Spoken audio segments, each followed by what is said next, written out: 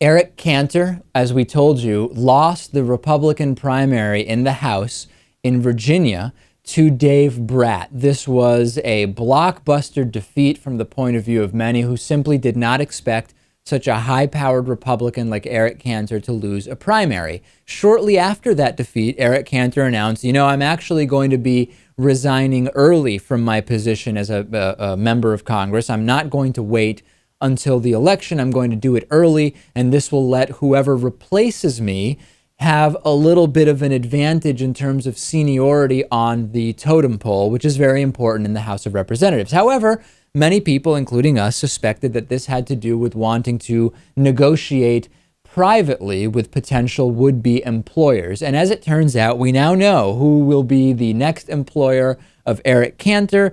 Eric Cantor will be a Wall Street banker with a $2 million a year salary. Not that anybody was, worried about Eric Cantor being able to make a living after leaving the House. But in case you were curious, he is going to have a $1.4 million signing bonus and a guaranteed minimum $2 million a year salary at his new job. The company is valued at $2 billion. Moelis and Company has announced the appointment of former Congressman Eric Cantor as vice chairman and member of their board of directors. That's right. The Wall Street Investment Bank will be opening a Washington, D.C. office seemingly for Eric Cantor himself. The Wall Street Journal reports this. Prepare yourselves. This is just the best. Mr. Moelis said he's hiring Mr. Cantor for his judgment and experience and ability to open doors, and not just for help navigating regulatory and political waters in Washington. It's amazing to me, Louis, that when you look at the donations that were made, right?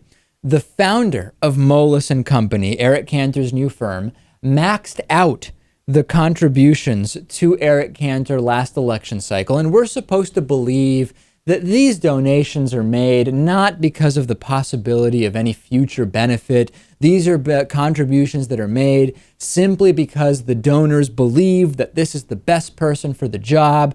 And all of a sudden, they're hiring that best person for the job to work for them at $2 million a year. Anybody who says you can't figure out cronyism by looking at political donations certainly hasn't been paying attention or is just straight up lying.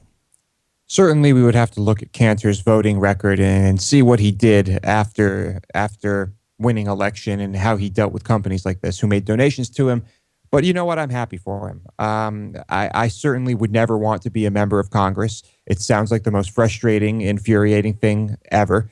And now he's got a cushy job making way more money, I would assume. Right. So but you don't blame him specifically, right? In other words, as you always are, Louis, you're very critical of the system which allows / encourages and is responsible for this. But an individual beneficiary like Eric Cantor, who can secure generational wealth for his family and future descendants, how can you blame him for just doing what the system has set up? I can't. I'll add that certainly the chances of him getting this job without having been a member of Congress would probably be pretty slim. Oh, they would be almost zero. Right. But still, I think it's a logical move.